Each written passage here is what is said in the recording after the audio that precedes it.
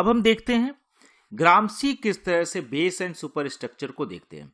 The relation between the base and super structure, जो हमने बात की थी मार्क्स के कॉन्टेक्स्ट में, marks base and super structure को क्या देखते हैं, बेस का मतलब आधार और सुपर स्ट्रक्चर का मतलब अधिसंरचना, जो हम बात कर रहे थे अधिसंरचना की।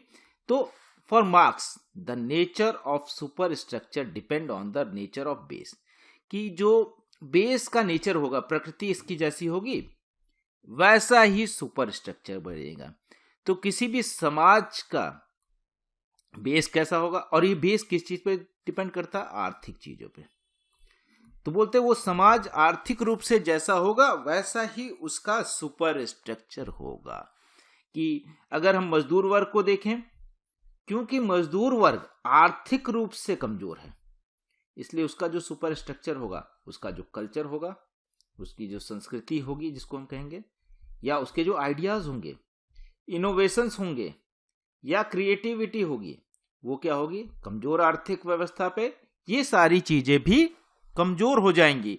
अगर आप देख लीजिए कि प्रैक्टिकल सेंस में भी हमको आसपास दिख जाता है कि जिनके पास साधन नहीं है उनके पास ज्यादातर जो क्रिएटिविटी का लैक हो जाएगा, क्योंकि ये सारी चीजें एक ट्रेनिंग का प्रोसेस होता है। अगर आपको अच्छी शिक्षा ना मिले तो आप कितने भी विद्वान हो, उस शिक्षा अपने ज्ञान का इस्तेमाल नहीं कर पाएंगे।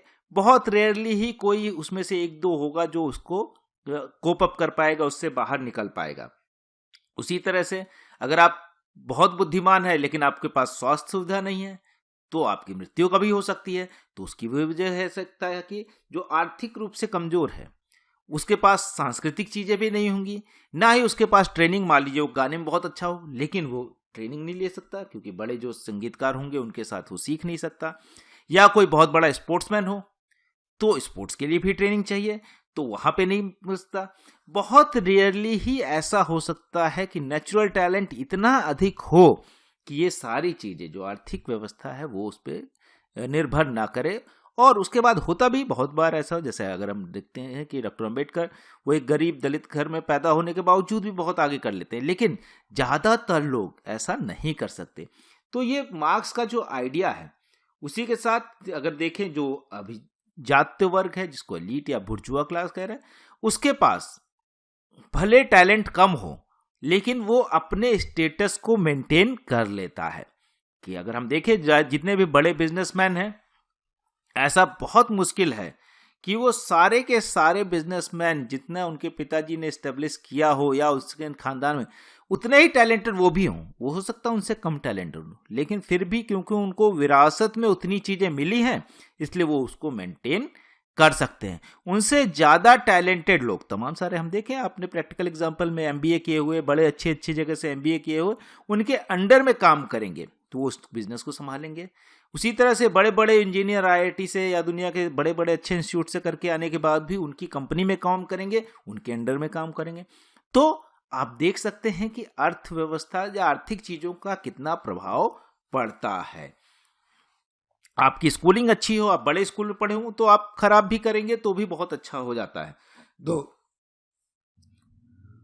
तो ग्रामसी जो है इसको मॉडिफाई करते हैं, इस पोजीशन को जो मार्क्स की है बेस एंड सुपर स्ट्रक्चर की, and talked about the historic block.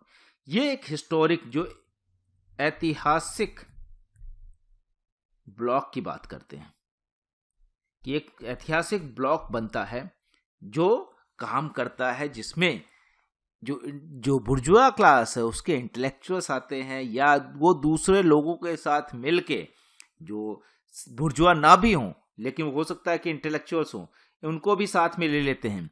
या सीधे सीधे सिर्फ मॉनिटरी सेंस में जो बोल रहे हैं कि मॉनिटरी सेंस में पैसे के सेंस में ही नहीं होगा कि उनको प्रॉफिट से उझ रहा हो, वो अपना हेजिमनी के लिए भी लोगों को यूनाइट कर लेते हैं, इंटेलेक्चुअल्स को यूनाइट कर सकते हैं। तमाम सारे लोग उन्हीं की भाषा बोलने लगते हैं।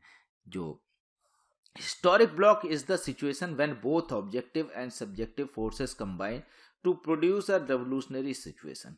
अब ये कह रहे हैं कि अब इसके अगेंस्ट में भी आपको जो सर्वहारा वर्ग है, जो प्रोलेटेरिएट क्लास है, उसको क्या करना पड़ेगा, उसको भी हिस्टोरिक ब्लॉक बनाना पड़ेगा। तमाम सारे लोगों को अपने साथ लाना पड़ेगा।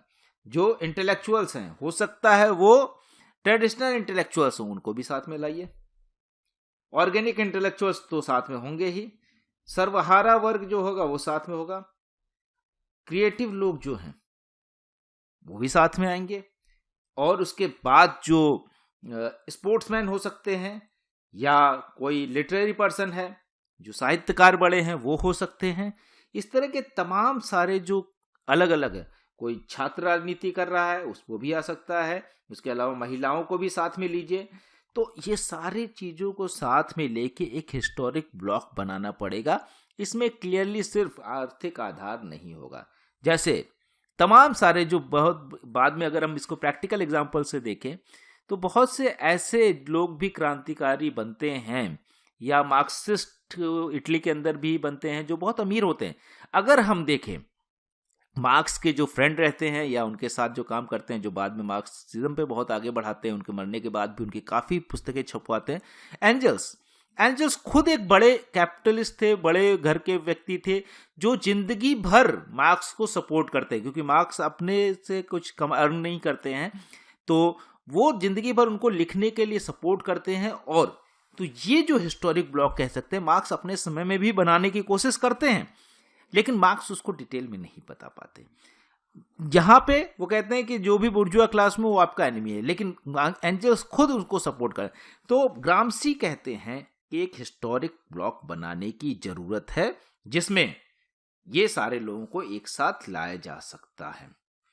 The union of base and super structure, material condition and ideologies constitute the historic block. जो हमने बात की, बेस एंड सुपर स्ट्रक्चर का यूनियन करना पड़ेगा, कि ऐसा नहीं कि सुपर स्ट्रक्चर तो संस्कृति है, लेकिन सांस्कृतिक रूप से जो रिच लोग हैं उनको भी मिलाना पड़ेगा। सांस्कृतिक रिच अलग अलग तरीके से हो सकते हैं, कि कोई पुराने समय का कलाकार होगा, या कोई बहुत बड़ा नृत्य का बड़ा आदमी होगा, या जो कोई गायक बहुत बड़ा होगा। तो उन सबको मिला के आप, बेस तो आर्थिक होगा, हो सकता है ये आर्थिक रूप से ज्यादा संपन्न हो, लेकिन इनको भी मिलाना पड़ेगा, बेस और सुपर स्ट्रक्चर को। मटेरियल कंडीशन एंड आइडियोलॉजीज, जो मटेरियल कंडीशन है, जो भौतिक कंडीशन है कह सकते हैं, और साथ ही साथ जो आइडियोलॉजी है, विचारधारा, इन दोनों को मिलाना पड़ेगा, नहीं तो ये हिस्टोरिक ब्लॉक नहीं बन पाएगा। अब हिस्टोरिक ब्लॉक बनाना है जरूरी।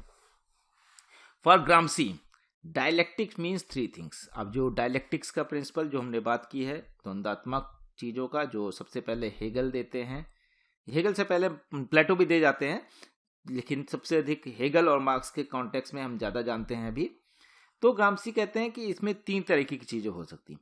Interaction between the intellectuals, party leaders and the masses, कि ये जो डायलेक्टिक्स है ये होनी चाहिए। क्यों? क्योंकि जो इंटेलेक्चुअल्स हैं वो कहीं दूसरी तरफ ना चले जाएं। तो मासेस जो है, आम जनता, क्योंकि आम जनता सोच नहीं सकती। अब आम जनता क्यों नहीं सोच सकती? ये बड़ा बायस्ड भी हो सकता है कह सकते हैं, लेकिन उसके क्योंकि मजदूर के पास इतना टाइम नहीं है, या इतनी मेहनत करने के बाद उसके पास सोचने का टाइम नहीं है।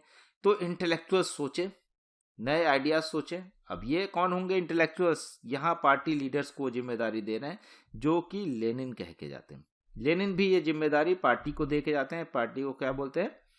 वैनगार्ड्स ऑफ प्रोलेटारिएट, सर्वहारा वर्ग के अग्रदूत होंगे ये पार्टी, जो उनको लीड करेगी, मजदूरों को दिशा बताएगी, उनको क्रांति का समय बताएगी, क्रांति करने की स्थिति बताएगी, किन परिस्थितियों में क्रांति और कब कहाँ की जानी चाहिए, ये सारी चीजें डिसाइड करेगी पार्टी। इसको भी आगे बढ़ाते हैं, क्योंकि लेनिन से काफी इंस्पायर्ड रहते हैं ग्राम्सी, उनके साथ काम भी करते हैं 1-2 साल, वो रहते हैं रूस के अंदर और वहां की परिस्थितियों को देखते हैं, जानते हैं, समझते हैं, और फिर वापस आके इटली के अंदर इटली की परिस्थितियों में उसको एक्सप्लेन करने की कोशिश करते हैं।